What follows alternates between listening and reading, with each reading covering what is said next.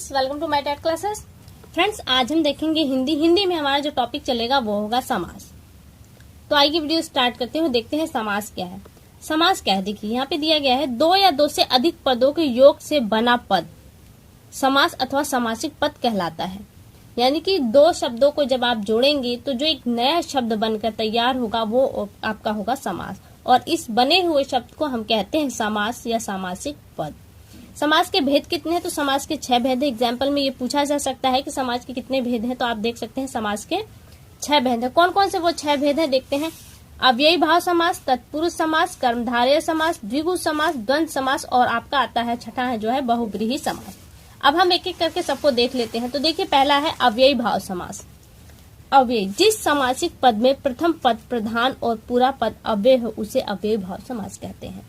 अगर मैं इसे अपने शब्द में कहूं तो आप किसी भी शब्द के आगे जब अव्यय जुड़ा हो वो आपका होता है अव्ययी भाव समास। इसकी पहचान क्या है, इसका जो पहला पद होगा वो छोटा होगा, क्योंकि अव्यय हमेशा छोटे होते, बहुत ज्यादा बड़े नहीं होते, एक या दो शब्द के होते हैं। तो क्या है, पहला जो पद है वो छोटा और इसमें उपसर्ग लगार होता है। आपने जो उपसर्ग देखा है, अगर नहीं देखा तो डिस्क्रिप्शन में उसकी लिंक है, आप एक बार उसे भी देख लीजिएगा। जो भी उपसर्ग है वो यही इसी अव्ययी भाव समास के अंतर्गत आता है। तो जान लीजिए कि जिन शब्दों के पहले उपसर्ग लगा है वो अव्ययी भाव समास के अंतर्गत आएंगे, अगर समास के रूप में उन्हें पूछा जाए तब। जैसे एग्जाम्पल में प्रतिदिन, प्रति आपका उपसर्ग है, निरोग में नी आपका उपसर्ग है, प्रतिक्षण में प्रति आपका उपसर्ग है। तो आप देख सकते हैं इस तरह से उपशब्द लगे हुए शब्द आपके आते हैं अव्ययी भाव समास। सहर्ष में आपका स उपसर्ग है। यहाँ पे आप जब विखंडित करेंगे तो आपको कहीं ना कहीं वो उपसर्ग दिखाई देगा शब्दों को तोड़ने पर। आगे देखिए, जो दूसरा हमारा है वो तत्पुरुष समास। तत्पुरुष समास कौन सा है, देखिए, जिस सामासिक पद में दूसरे पद की प्रधानता होती है, यहाँ पे दूसरा पद प्रधान होगा अथवा विभक्ति चिन्ह लुप्त हो जाता है उसे तत्पुरुष समास कहते हैं। अगर आप डिफिनेशन को इग्नोर भी कर दें तो केवल जो मेन पॉइंट है उसे समझिए, आप खुद ही जान जाएंगे समास क्या है।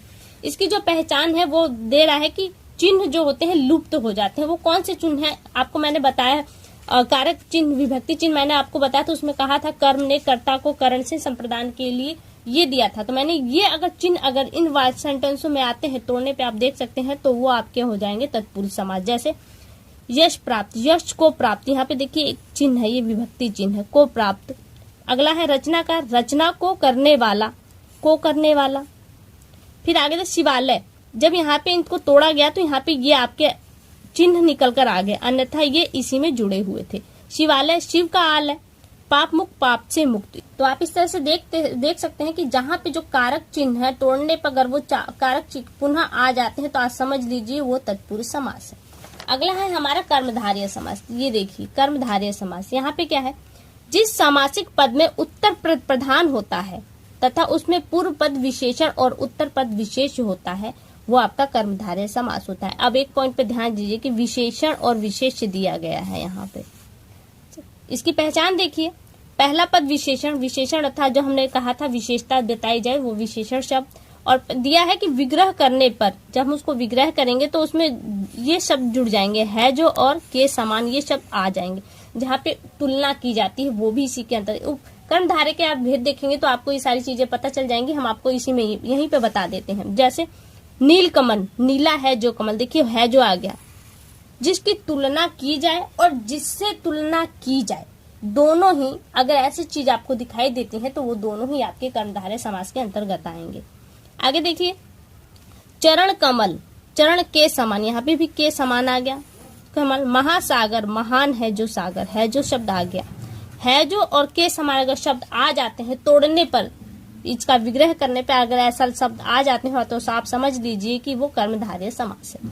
और आप देखिए यहाँ पे आपने जो डिफिनेशन में देखा कि इसका पहला पद उत्तर और उसके जो पहला पद है वो विशेषण के रूप में भी दिखा गया, लेकिन कभी कभी इसमें विशेषण पीछे आ जाते हैं। जैसे कवि श्रेष्ठ, कवि श्रेष्ठ विशेषण है तो श्रेष्ठ देखिए यहाँ पे पीछे आया है, यहाँ पे ऐसे वक्त भी आपको ऐसे मिले। कवियों में जो है श्रेष्ठ, कवियों में नीला है जो कमल, नीला में हमने नीला कमल की क्या विशेषता थी कि वो नीला था, अब कवि की क्या विशेषता है कि वो श्रेष्ठ है। तो श्रेष्ठ शब्द आपका कहाँ चला गया, ये पीछे चला गया, न कि आगे आकर पीछे चला गया। तो आगे आए या पीछे आए ये दोनों आपके कर्मधारय समास के अंतर्गत आते हैं।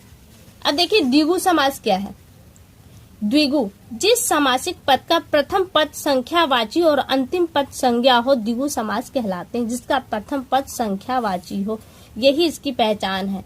आगे यानी कि संख्यावाचक जो शब्द लगे होंगे वो आपके आ जाएंगे द्विगु समास के अंतर्गत। एकदम इजी है। इसके एग्जाम्पल देख लीजिए, दिया है त्रिदेव, 3 देवताओं का समूह। यहाँ पे 3 शब्द आ गया। त्रि से यहाँ पे हमको लग रहा है, ती से भी यहाँ पे हमको 3 रंग के लिए समझ में आ रहा है, 9 से हमको समझ में आ रहा है कि 9। तो यहाँ देखिए तिरंगा, 3 रंगों वाला, नवरत्न 9 रत्नों वाला। तो ये अगर शब्दों के स्टार्टिंग में आपको संख्यावाचक शब्द दिख जाए तो आप समझ लीजिए कि वहां पे द्विगु है, गणना पद है, तो आपका आता है द्विगु समास। अब देखिए द्वंद्व। द्वंद्व शब्द अगर हिंदी में आप पढ़े, संस्कृत में आप पढ़े तो देखेंगे द्वंद्व मीन्स होता है फाइट, लड़ाई झगड़ा। तो शब्दों में तो लड़ाई झगड़ा होगा नहीं, तो ऐसे में क्या वो एक दूसरे के अपोजिट, क्योंकि लड़ाई कब होती है, जब वो इंसान एक दूसरे के अपोजिट होते हैं। तो यहाँ पे शब्द आपको एक दूसरे के अपोजिट मिलेंगे, तो वो आपका हो जाएगा द्वंद्व समास। जैसे डिफिनेशन में दिया है, जिस समासिक पद के दोनों पद प्रधान हो, दोनों ही पद प्रधान है इसलिए यहाँ पे फाइट होगी, और दोनों पद संज्ञाएं अथवा विशेषण, संज्ञा के साथ संज्ञा पद ही आएगा और उपविशेषण के साथ उपविशेषण पद ही आएगा, उसे द्वंद्व समास कहते हैं। जैसे संज्ञा पद में आपका आ गया राम और कृष्ण, राम और कृष्ण। यहाँ पे इसका जो एक और पहचान है, यहाँ पे तो उल्टे हैं, पहचान में दिया है दोनों पद एक दूसरे को उल्टे हैं, लेकिन यहाँ पे एक खासियत है, यहाँ पे योजक चिन्ह आपको दिखाई देगा। जैसे राजा और रंक में देखिए, हर शब्द में नहीं मिलेगा, लेकिन अधिकांश शब्दों में आपको मिलेगा ये जो योजक चिन्ह है, ये मिलेगा आपको। ये जहां पर लगे आप समझ लीजिए कि द्वंद्व समास है, क्योंकि फाइट के अंतर्गत ही ये दोनों लगते हैं। फिर दिया है कि ये राम और कृष्ण आपके संज्ञा पद के साथ हो गए, भाई बहन आपके विशेषण पद के साथ हो गए, तो ये विशेषण हो गया। और देखिए गुण दोष, गुण और दोष आपके विशेषण के अंतर्गत आते हैं। तो ये ध्यान दीजिए कि जब संज्ञा, पहला पद अगर संज्ञा है तो उसके बाद दूसरा पद भी संज्ञा ही होगा। अगर पहला पद विशेषण है तो दूसरा पद विशेषण ही होगा। संज्ञा के साथ संज्ञा और विशेषण के साथ विशेषण जुड़ा रहेगा। तो द्वंद्व अर्थात फाइट पहचान के लिए उसके बीच में योजक चिन्ह लगा रहेगा, और उन्हें तोड़ेंगे तो हम बीच में जो शब्द बनकर आता है वो और शब्द इसके साथ जुड़ जाएगा उनको तोड़ने पर। तो ये हो गया आपका द्वंद्व समास। अब आप देखिए हमारा जो आखिरी बचता है वो है बहुब्रीहि समास। बहुब्रीहि समास में क्या है, यहाँ ये भी एकदम इजी है, क्योंकि यहाँ पे दिया है कि यहाँ किसी और पद की प्रधानता हो जाती है। दिया है इस समासिक पद में कोई भी पद प्रधान नहीं होता, बल्कि दोनों पद मिलकर एक नया अर्थ प्रकट करते हैं, यानी कि एक नया शब्द बन जाता है। पहचान क्या है, एक नया शब्द बनता है, और ज्यादातर आप देखेंगे तो वो उसके पर्यायवाची शब्द ही होते हैं। जैसे नीलकंठ, नीला है कंठ जिसका, अर्थात भगवान शिव आ गए। लंबोदर, लंबा है उधर जिसका, अर्थात गणेश। तो देखिए हम गणेश जी को ही लंबोदर कहते हैं, शिव को ही नीलकंठ कहते हो, तो ये कहीं ना कहीं इसके पर्यायवाची हुए। दशानन, दशानन कहते हैं तो हमारे दिमाग में रावण आता है, और रावण को ही दशानन कहा जाता है, तो क्या ये इसका पर्यायवाची ही तो है। बजरंग, वज्र है जिसका अंग, अर्थात बजरंग बली।